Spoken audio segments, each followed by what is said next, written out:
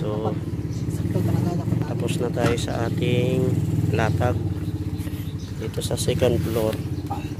Ito yung ating ilaw, isa, dalawa, tatlo lang. Yan yung trayway, yung switch nya sa taas, switch sa baba, tapos yung kanyang linya supply. Tapos yun naman sa CR, yun yung kanyang switch, kanyang junction box, tapos yung kanyang supply papunta dito, kasi dito kukuha ang supply pababa. Yan, ito naman yung kanyang sa switch sa kwarto. Yun naman nakaabang sa dulo.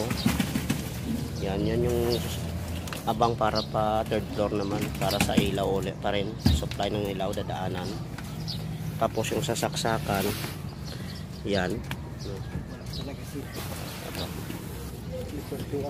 So sa baba pa tayo, di pa tayo tapos sa baba. Inauna lang natin to, gawa magbubuo sila.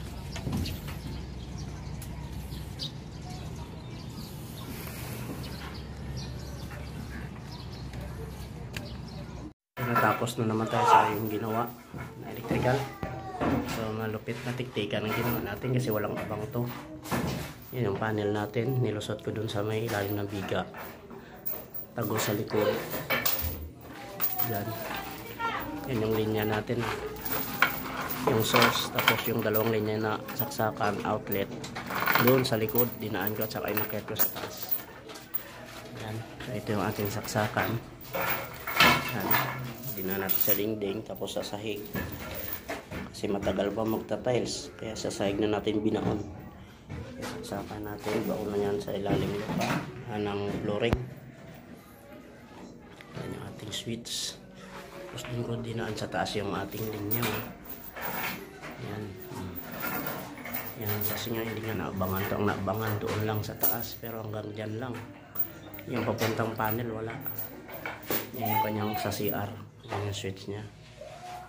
Yan yung. Tapos ito yung ilaw natin, 5 lahat.